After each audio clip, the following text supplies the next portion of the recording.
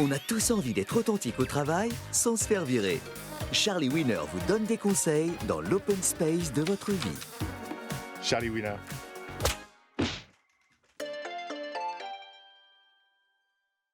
Bonjour, aujourd'hui j'ai sélectionné une question de Anissa Pristi, data philosophe chez Blue Ocean.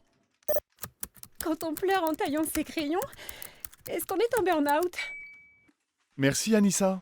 En effet, si vous pleurez alors que vous n'êtes même pas en train d'éplucher des oignons, c'est peut-être un signe de burn-out. Mais au fait, le burn-out, qu'est-ce que c'est? Le burn-out, c'est un état psychique d'épuisement total. Impossible de se lever, de sourire, de faire l'Ironman de Nice. Vous vous consumez de l'intérieur. À l'extérieur, votre maison est nickel. Mais dedans, ça pue le barbecue. Et vous ne le sentez pas, car votre feeling a le nez bouché. Et quand on pleure pour un rien, est-ce qu'on est forcément en burn-out? Que nous dit la data? La data! 81% des gens qui disent être en burn-out le font pour soigner leur image. Eh oui, Anissa, les gens adorent se faire mousser avec leur burn-out. Ça montre leur investissement et ça fait moins ringard que surménage. Mais le burn-out, ce n'est pas une médaille, Anissa. Ça peut très mal finir. Pensez aux premiers burn-outés, les moines à l'époque médiévale. À force d'Ave Maria, de jeûne et de génuflexion, ils se fatiguaient de Dieu et finissaient brûlés de l'intérieur. Ou brûlés tout court. Alors faites le point, Anissa, et trouvez pourquoi vous pleurez en taillant vos crayons. Si c'est parce que la mine est coincée, c'est peut-être un burn-out. Mais si c'est parce que votre fils Lucas ne tire jamais la chasse d'eau, c'est juste que votre ado est un gros porc. Et maintenant, voici mon conseil qui fait du bien. Ce n'est pas grave de pleurer au travail, Anissa. Alors allez-y, pleurez, mais pas aux toilettes. Il faut que ça se voie, car les gens adorent offrir leur soutien à une personne qui pleure. Du coup, c'est l'occasion de leur refourguer un dossier foireux et de lever le pied. Allez, Anissa, on reste en contact.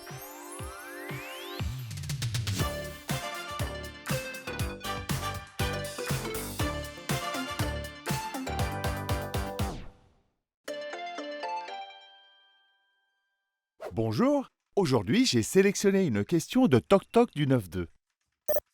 Comment savoir si je mets le bon emoji? Comme je vous comprends Toc Toc du 9-2. Une fois, un client m'a envoyé l'emoji main sur le visage, ce qui veut dire quel con d'avoir oublié. Mais qui était le con dans ce message? Lui ou moi?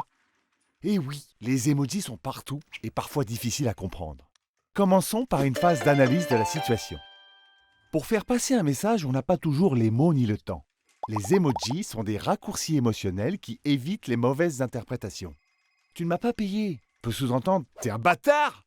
alors que « tu ne m'as pas payé » smiley sourire yeux plissés veut clairement dire « t'es vraiment étourdi toi !» Mais des emojis, il y en a 2832. Comment bien les connaître? Demandons à la data. La data! 98% des gens qui ne comprennent pas un emoji n'osent pas demander ce qu'il veut dire, de peur de passer pour des abrutis. Eh oui, les emojis ne sont pas toujours faciles à interpréter et on n'ose pas en parler. À part vous, Toc Toc du 9-2, même si vous avez pris un pseudo par manque de courage. La vérité, c'est que ces raccourcis émotionnels peuvent vous emmener au mauvais endroit. Si par exemple, vous souhaitez partager une recette d'aubergine farcie, attention, l'emoji aubergine est le symbole du phallus. Votre collègue risque de croire que vous souhaitez lui cuisiner le membre avec de l'ail confit. Et maintenant, voici mon conseil qui fait du bien.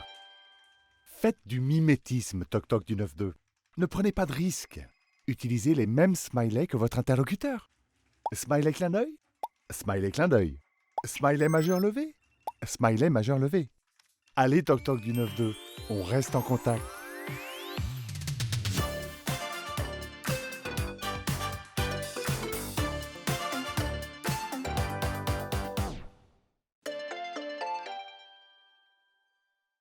Bonjour, aujourd'hui j'ai sélectionné une question qui fait mouche de Denis Merveille, Feel Good Manager chez Outblast. Comment choisir son background en visio? Très bonne question Denis. Allons directement à la phase d'analyse de la situation. En mode présentiel, le décor est standard, c'est celui de la salle de réunion 404. Mais quand la réunion est en visio, le décor c'est chez vous. C'est la collection de Tintin de votre chambre, c'est le dégât des eaux de votre salon, c'est le poster du Silence des agneaux de votre cuisine. Heureusement, vous pouvez mettre un background pour cacher votre vie privée et votre embarras. Mais comment bien le choisir? Que nous dit la data? La data! 84% des gens qui voient un arrière-plan flou derrière un collègue en visio se disent que son projet va foirer. Et oui, Denis, malheureusement, les gens vous jugent d'après ce qu'ils voient derrière. Alors il faut soigner votre derrière. C'est votre image de marque. Plusieurs solutions s'offrent à vous. Option numéro 1. Mettez en scène un décor de vie privée équilibré. Remplacez la tronçonneuse au-dessus de votre lit par des livres de Michel Simès. Option numéro 2. Mettez un arrière-plan numérique classieux de type pont de San Francisco. Ça fait start-upper et ça évite d'exposer votre conjoint en slip quand vous êtes en train de parler de sujets structurants. En plus, Denis, un background sympa, ça peut servir à casser la glace. Si vous mettez une photo d'un concert de Gilbert Montagnier, on vous demandera à coup sûr depuis quand vous êtes has-been. Et maintenant, voici mon conseil qui fait du bien. Denis, pour éviter une nouvelle charge mentale, préparez à l'avance des fonds d'écran ciblés. Une courbe d'objectifs atteints pour votre N+1. Un trône de fer pour le comité de direction. Une peinture de Cristiano Ronaldo pour les commerciaux. Allez Denis, on reste en contact.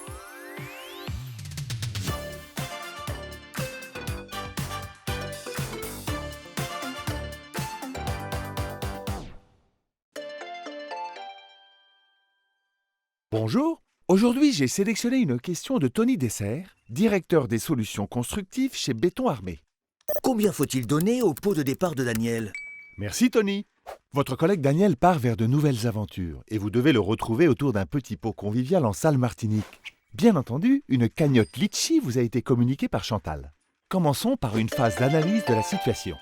Tony, que savez-vous sur Daniel? Part-il vers de nouvelles aventures à Pôle emploi? Est-ce qu'en partant, il va gagner plus sachant qu'il était déjà mieux payé que vous? Que mangeait-il à la cantine? Si vous n'avez aucune de ces réponses, c'est que vous ne connaissez pas Daniel. Du coup, faut-il vraiment participer à la cagnotte? Que nous dit la data? La data. 62% des collaborateurs qui ne donnent rien à un pot de départ viennent mais culpabilisent. Et oui, ils culpabilisent et du coup ils mangent moins de chipsters que les autres. Mais ils viennent quand même, car ils savent qu'un pot de départ c'est un moment de communion autour d'un verre de jus de pomme. Tony, s'il n'y avait pas de pot de départ, les gens quitteraient l'entreprise. Donc il faut donner pour être serein.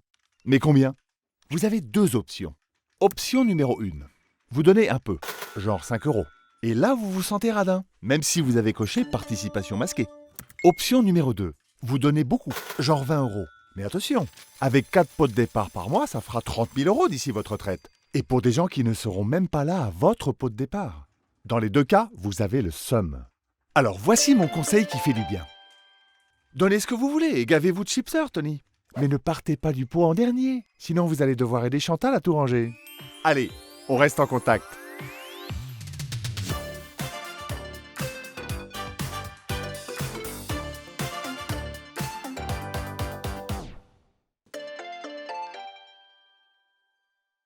Bonjour, aujourd'hui j'ai sélectionné une question de Océane Petit Doute, Game Changer chez Doboîte Digital.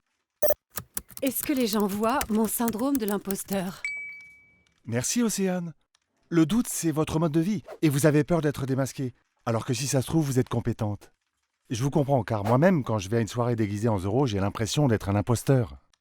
Alors commençons par une phase d'analyse de la situation. Le syndrome de l'imposteur n'est pas une pathologie, c'est un mécanisme psychologique. Vous avez l'impression que vous ne méritez pas vos succès. Mais ça, personne ne le voit, ni de loin ni de près. C'est vous qui l'avez inventé sans faire exprès. Que nous dit la data? La data. 92% des imposteurs n'ont pas le syndrome de l'imposteur. Et oui, Océane, il y a beaucoup d'incompétents qui sont confiants. Ils partent en vacances et ont une voiture allemande. Parce que la confiance, Océane, c'est plus important que la compétence. Ayez confiance, ça vous donnera confiance. Quand on vous complimente, c'est pas une fake news. Ce qui ne veut pas dire qu'il ne faut pas douter. Même les chirurgiens du cerveau doutent. Surtout quand par mégarde ils sectionnent un nerf périphérique du tronc cérébral. Alors sans plus tarder, voici mon conseil qui fait du bien. Doutez un peu, mais pas trop, Océane. Sinon vous risquez de tomber dans le cercle vicieux de l'imposteur. Vous avez peur d'être démasqué, du coup vous bossez comme une dingue. Votre N+1 trouve ça génial. Vous êtes promu. Vous avez encore plus peur d'être démasqué, vous bossez encore plus comme une dingue, et vous finissez patronne du MEDEF. Allez Océane, on reste en contact.